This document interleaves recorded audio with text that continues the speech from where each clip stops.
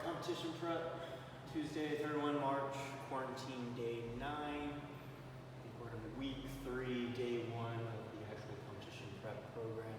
Try to do some virtual coaching, or at least virtual coaches notes, as we talk you through our work today. Hopefully answer some of your questions before they even come up, and you're not waiting on a reply from me before you can actually get into the work, or get it done wrong before I'm able to reply. So try to do this at least twice a week as far as the programming is going, and then hopefully also do the Zoom where I can actually talk to you before you do the workout, or as many of you as can get on at any given time. Try to do that at least once a week as far as everyone's schedules are concerned. I know it's kind of hectic. Not everybody has this great luxury that I do of not having employment and sitting at home all day. So we'll try to work around schedules, but if we can do the 6 o'clock time segment like what we would do when we were actually in the gym, probably be helpful for some people. And then try on Saturday morning also to at least talk through the workout like I'm doing now, but with the live audience. So that if you do have any questions, I can answer them there in real time, and we'll get that face-to-face interaction that you're paying for and that you really need in a competition prep type of program like what we're doing. Today, big focus on our back squats. We're going to try to go heavier today than what we did last week. If you are unable to go heavy, we're going to introduce tempo work today.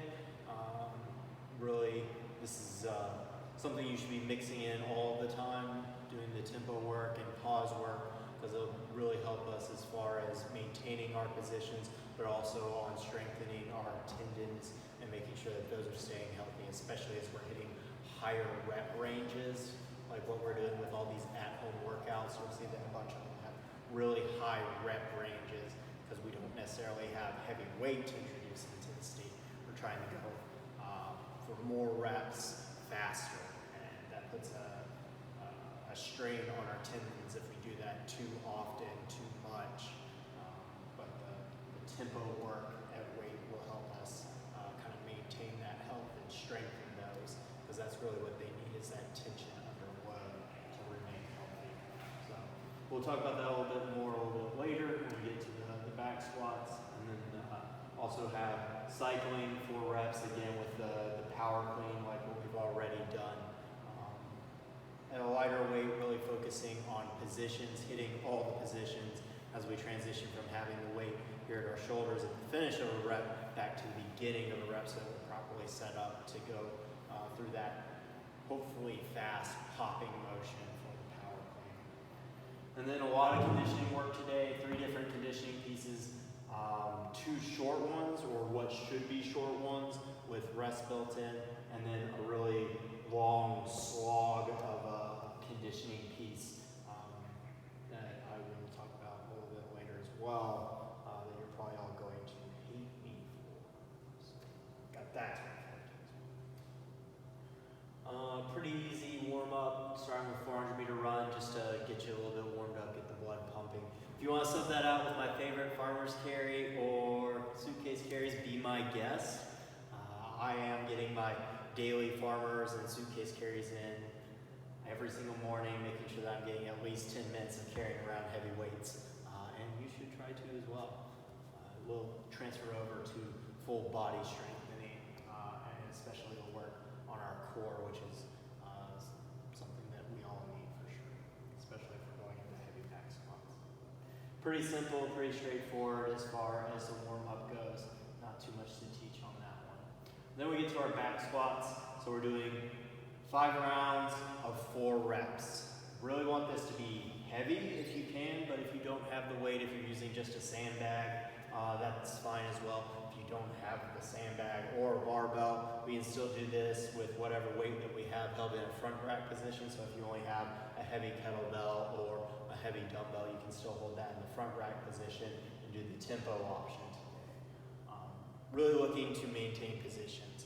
By that, I mean that when I'm getting to the bottom of my squat, I'm not collapsing, not dropping my chest down, not tucking my butt underneath, but I'm staying upright, my chest forward and up. I'm not collapsing my butt underneath with the butt wink that we see. If you are starting the butt wink, that's not the bottom of our position. We've gone too low, and we maybe need to stop just below parallel and then come out of it. It's going to reduce the rebound effect that we get at the bottom from going all the way into the complete depth of the squat, but at the same time it's going to maintain the integrity of our positions. I'd much rather you keep that back arch rather than come down into the bottom and make that C position that we see so often with people under heavy weight where they're collapsing underneath of it. For this, if you don't have the weight, tempo 3-1 x1. So when I say this, the first number is going to be the eccentric, so that down position as I'm going down, it's going to take me 3 seconds to get to the bottom. 1 is going to be the position at the bottom, so 1 second pause here, and then as fast as possible out of the bottom, 1 second at the top, collecting myself. Even though it's written 3-1 x1, the beginning of our rep is this last numeral, that 1. So this is at the very top, I'm pausing. This is where I'm making sure I'm in the proper position to begin with. So deep breath in, down into my belly. I'm not up with my shoulders, I'm not breathing into my chest. I'm breathing down into my belly and pushing out with my core musculature. So my abs, my lower back. If you don't know how to do that, just pushing down into your belly is one cue that you can use for it. When we breathe down and push out our belly, trying to expand our lungs down here and create that bracing around our midline rather than breathing up here like what most people are doing. So that's what we're trying to achieve at that 1 second pause at the top. I get that bracing, I'm set, I'm ready to go. I'm going my 3 seconds down into the bottom. I'm making sure that I'm pushing my knees out, I'm sinking my butt down, and keeping my chest up. My initiation for this movement shouldn't pushing my hips back and dropping my chest, but dropping my butt down and pushing my knees out as I'm going down into the bottom. Well, like I said, with this 1 second pause at the bottom, we really want to maintain the integrity of our bottom position. So instead of coming down, collapsing forward in our back rack position, we want to come down and keep our chest up and then push up out of it. That 1 second will make sure that we're reinforcing that position. I don't want to be breathing down at the bottom. I'm holding my breath for that 3 second eccentric. And then as I'm coming up, I'm pushing the air out with this explosive movement. As I'm coming up, I'm pushing my knees out. I'm leading with my chest out. Instead of coming down into the bottom and popping my butt up like most people do and dropping my chest forward, I want to think about coming up with my chest and pushing my hips forward rather than popping them up. You don't want to have that stripper butt. You want to make sure that we're standing up and not popping our butt. And that'll be our back squats for today. So more important that we maintain the positions than that we go heavy. If you are getting to the bottom of your squat and you're collapsing under the weight, then reduce the weight until you can maintain the position. It's much more important that we're doing this with proper technique than that we're getting as heavy as possible. I know there are people who all they consider to matter is the weight on the bar. Well, in this case, we definitely consider the positions to be much more important than how much weight you're lifting. That's really what we're able to focus on here while we're in quarantine, while we're staying at home and we're not in the gym. So let's use this time wisely to reinforce proper positioning. Then for strength 2, we've got our power cleans. So warming up to 70-80% of your power clean. If you can do that, if you have to wait to do it, go ahead and do that. We want to overload so that we're nice and ready to move a lighter weight. Once you hit that 70-80% on your power clean, go ahead and drop it down. These should be singles for your warm-up. Even if you're going to do multiple reps at one weight, do a rep, drop it, step away from it, reset, and then pick it up and go again. Just like what we were doing with those, with the full cleans and the full snatches. We'll do 4 reps, but we're resetting each time. You can do that for this warm-up phase, but don't do too many reps and exhaust yourself before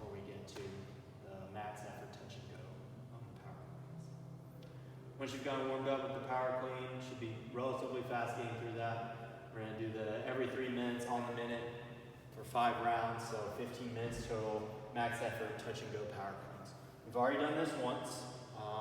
We're looking for kind of the same thing, but we want you to hold on to the barbell longer this time, try to get more reps. But most importantly, we want to work on that cycling skill work. When I say that, I mean coming from here in that front rack position, back down to the hips, and then riding this down into the proper pulling position, rather than what we usually see when people come down and then they just bend over and then they're doing this weird thing where the barbell is all out in front of them and away from them. So key for this, keeping the barbell close. We want to be efficient in our movement when we're cycling. That's what makes us better, our efficiency in the way that we cycle the barbell. So going from here, back down to our hips, and then coming down to the proper start position before we come up is going to be much more efficient than coming straight down way out here and then trying to clean it when it's way out here in front of me, as we so often see.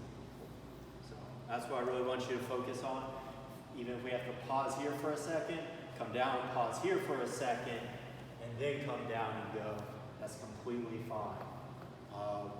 Taking that second to make sure you're in the proper position will pay dividends later on. And that's really what we're looking for here, rather than how fast and how many can I get.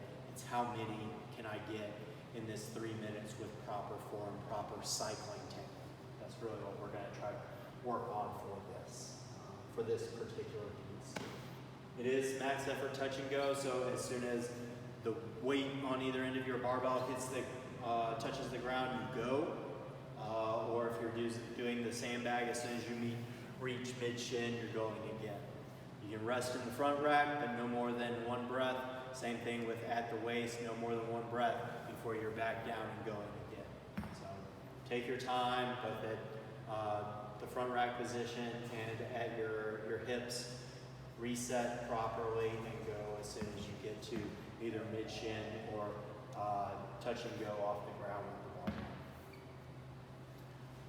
Conditioning 1, AMRAP 5 minutes, 4, AMRAP 2 minutes for 5 rounds with 2 minutes of rest in between. So we've got a 1-to-1 work to rest ratio. This is a very short working period and a relatively long rest period. Not very often you get 1-to-1 on the rest on this, but since it's such a short period, it will still be a short rest even if it is the same amount of time. Pretty easy movements are 8 rushing cowbell swings, 8 V-ups, and 25-foot quadruped crawl. What we're looking for on this is that each round is the same pace as the round before it. So even though this is a sprint, I don't want to see you varying any more than 5 seconds, either faster or slower than your round, the one before. We'll use that first round. That's going to kind of be, we'll call it a throwaway round. So we don't know how the movements are really going to affect us until we get into this, and then we see like how many rounds and how many reps I was actually able to get, and then how that affected my body. So first round is our throwaway round, and then our second round, that's where you're actually finding your pace. You know how the movements affect you. You know what's reasonable, whether you're working hard or whether you sandbag that first round, so you're actually able to find your pace on that second one. And then 3, 4, and 5, you need to be plus or minus 5 seconds of that second round. Not each one. I don't want you to go round 3 plus 5, and then round 4 plus 5 from round 3, so that we end up being 15 to 20 seconds off when we get to that 5th round. I want you within plus or minus 5 seconds of the second round for your remaining rounds. It is meant to be a sprint. Again, only 2 minutes of work and then plenty of rest on the back end. You shouldn't be stopping at any point in this. You should work through that 2 minutes, work through that 2 minutes continuously with those movements. Then we'll move into our second conditioning piece. 5 rounds for time, 400-meter run, 20 single dumbbell box step-ups with 1 minute of rest in between each round. With this, I want you to pick a pace and maintain it for your 400-meter run. This is really the important part, is finding a pace for a 400-meter run that you can repeat each round, and then when you come in, be able to do work. So for this 400-meter run, I want you to choose something that you would hit if you were only doing 400-meter runs. So 5 rounds of only 400-meter run. And then we're tacking on the 20 single dumbbell box step-ups onto it to further fatigue you, to make you push yourself to meet that pace each time. Again, we want to be plus or minus 5 seconds on that pace for every single round. And then when you come in, I want you to hit those 20 single dumbbell step-ups immediately. It's a grind pace. It is not sprinting through the dumbbell step-ups. It's consistent work until you're finished. Then you'll take your 1 minute of rest and go again with that 400-meter run pace.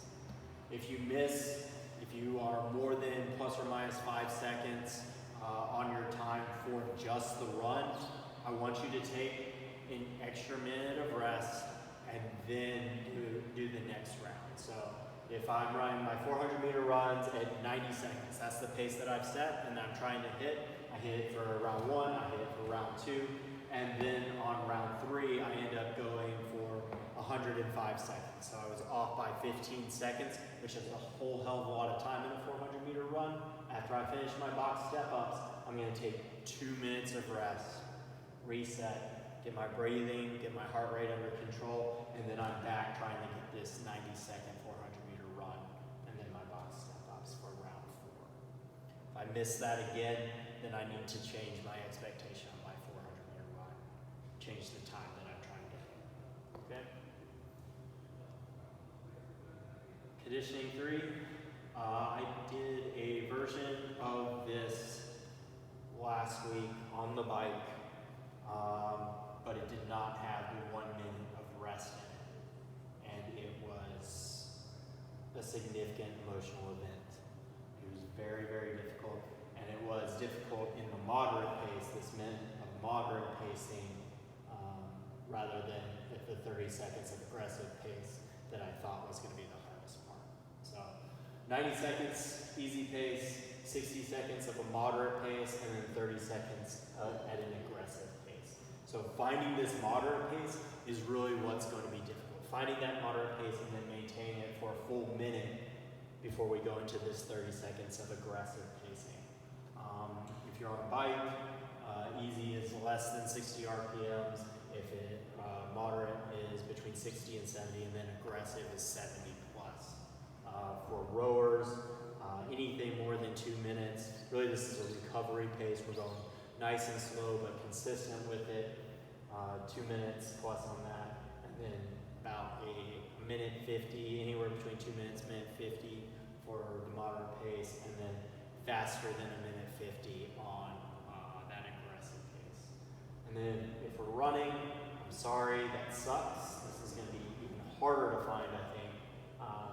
90 seconds, that easy pace. Let's think like a 5K pace. If you've run a 5K, if you've ever been in a 3-mile race, running cross country or whatever, 5K pace for that, and then your mile pace for your moderate running pace, and then a 400-meter pace on that last 30 seconds of aggressive pacing. Yeah. So a lot to talk about today. Hopefully that's all clearer than it would have been if you just read the coach's notes. If not, I'm sorry. I'll try better next time. But sorry that we can't actually all be in here together working. I'll try to put out the information as far ahead as I can and get it to you guys, upload it so you can see me. And then we'll try to do the Zoom workouts at least once a week, hopefully 2 or 3 times to try to get everything narrowed down. As always, you guys can